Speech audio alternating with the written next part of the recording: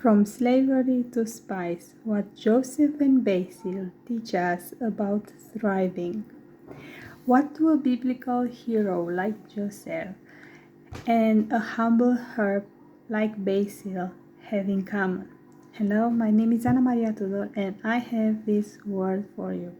Well, they have more in common than you'd expect.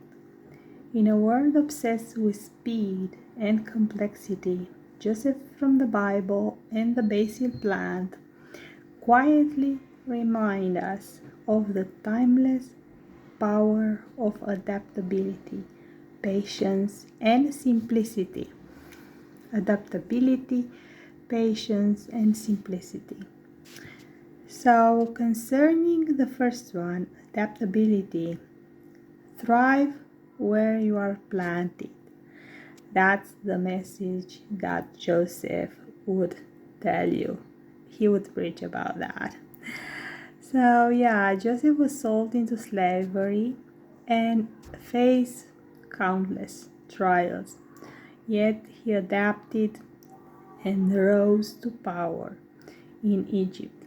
Similarly, Basil flourishes in gardens or pots, proving that success isn't about perfect conditions, it's about resilience and flexibility.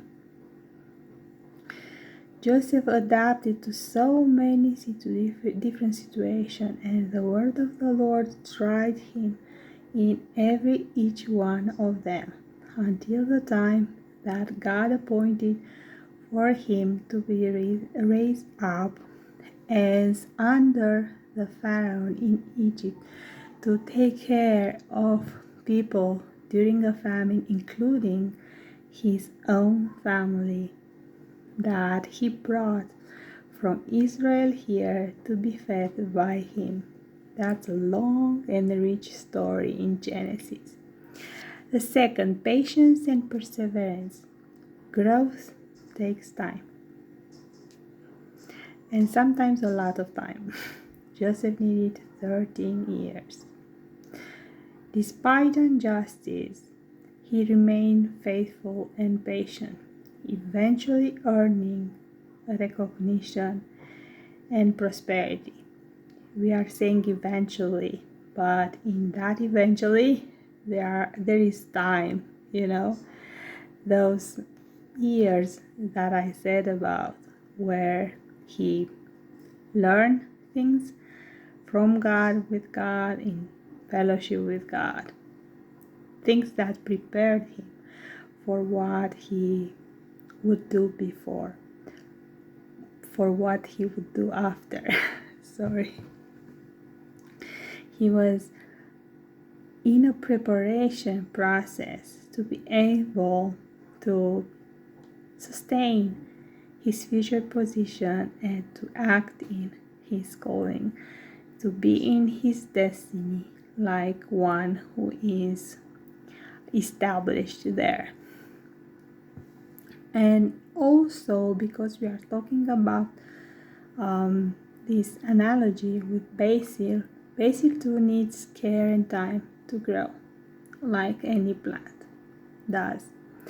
Both teach us, like Joseph and Basil, the plant, that enduring the process is part of the reward.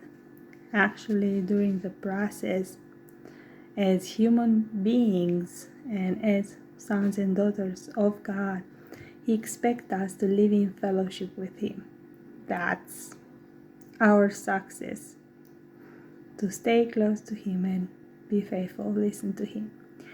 3. The power of simplicity. Small things, big impact. Joseph's integrity and faith, simple yet profound, transformed lives. He really got to be in this integrity state, and it wasn't always easy. And his faith, as I said, was tried in all the conditions that he went through. But his dreams from God sustained him. His faith was helped by those dreams. Basil, though small, Joseph also was young, maybe 17 years old. So there is a comparison here. Basil, though small, adds unforgettable flavor. Yeah, we know about little things that can be tough for the biggest one because of God, because of what God puts in them. Simplicity isn't weakness. It's often the secret ingredient to greatness. Simplicity is often the secret ingredient to greatness, because if you have love, that's the most important thing. You know, the fruit of the Spirit is not complicated, but it might be not so easy, but it's simple, you know. So yeah, as a closing thought, whether you are navigating life storms or nurturing something small, remember this: greatness often grows quietly. So be like Joseph, be like Basil, rooted, patient, and powerfully simple. Rooted, patient, and powerfully simple. And I remember something someone said once, that in your quietness, in your secret, have success, and then you will make the world quiet because of your success. Blessings.